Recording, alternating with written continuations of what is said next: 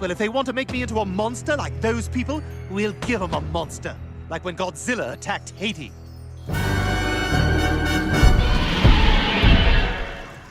Oh my God.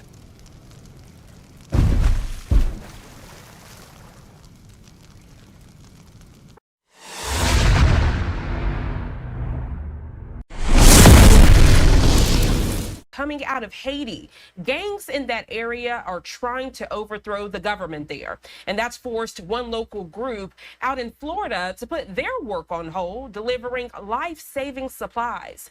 Fox 13 Tampa's Matthew McClellan joining us live this morning with an update. Matthew, good morning to you. You actually just spoke with the group.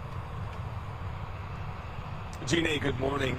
Yeah, and this group is in a holding pattern. We'll have more from them in just a second. But one human rights expert on Haiti this week saying, look, I've never, ever seen it this bad. He says the situation there absolutely catastrophic, and this is the reason that we're seeing this nonprofit group, Agape Flights, based out of Venice, about 60 miles to the south of Tampa, delaying a mission supply flight to Haiti that was planned for today, also delaying some flights there that were scheduled for tomorrow. The group helps deliver life-saving medical supplies and food to people in need, and its CEO says he reluctantly made this decision to temporarily suspend operations after speaking with a senior official in Haiti's aviation authority. Agape Flights says considering this week's attacks on Port-au-Prince Airport, as well as the potential for violence at other airport locations, the group will wait to fly until the situation on the ground is more stable. The nonprofit sharing this photo late Wednesday, a group of parents and children who fled the violence in the capital. They have clean clothes, they have food, but missionaries on the ground say there's not a lot to smile about. Even around the country, they're just waiting to see what's going to transpire with both the interim prime minister coming back into the country, if he's coming back or not, who's going to be in control. So there's a lot of anticipation as well as tension mounting there because of the unrest and the unanswered questions. The situation continuing to deteriorate with highly organized gangs attacking political targets like police stations and prisons. And on Tuesday, they tried taking over the main airport in the capital. Gang leaders, Gine, now making it clear their ultimate goal is to overthrow the government of Prime Minister Ariel Henry. When this group, Agape Flights, is able to return to their operations, whether they'll be able to resume on, say, Monday or even over the weekend, that remains to be seen. But of course, they're looking out for their teams and their missionary affiliates there in Haiti. They want everybody to be able to stay safe amid all of this uncertainty and unrest and violence. Gina.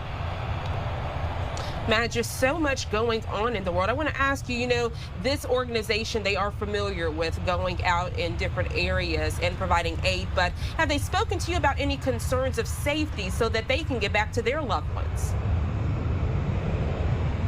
Right, so this group, Agape Flights, does not have staff on the grounds. Their operation typically consists of flying in and out of these airports to deliver those supplies. So it's really almost like a drop-off with these airports being targets right now.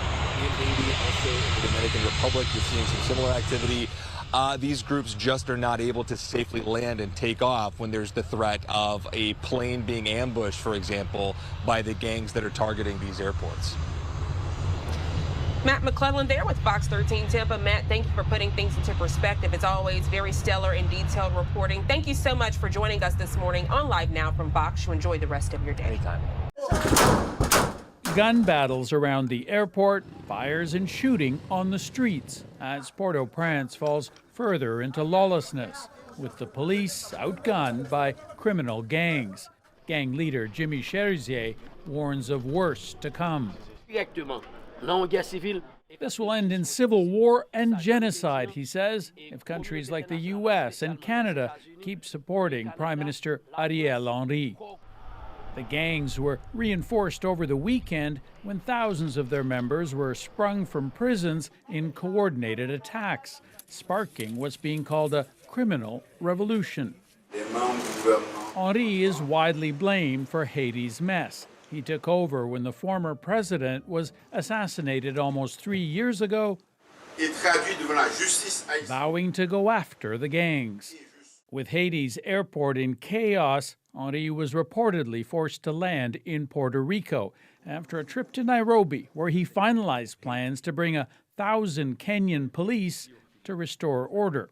If he goes back, I'm fairly certain that he'll be killed. So it wouldn't be bright for him to go back.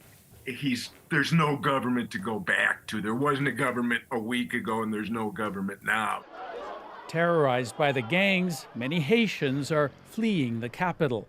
The criminals looted and destroyed our homes, he says, forcing us to run. But many here also want Henri replaced. The atmosphere is currently very tense in Haiti. It's total chaos. People certainly blame the government as well as the gangs.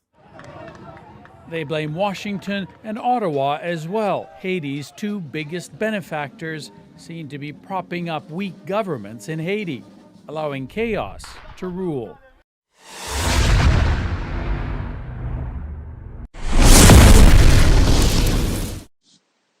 Suspect in murder of 16-year-old arrested. The police have confirmed Anthony McNeil, the man accused of Saturday's fatal shooting of 16-year-old Tara Alisa Dennis, has been taken into police custody. The Westmoreland police said he turned himself in on Sunday. McNeil, who is reportedly to be Dennis's ex-boyfriend, was named the prime suspect in the shooting that led to the teen's death and the injuring of 30-year-old Daron Stewart.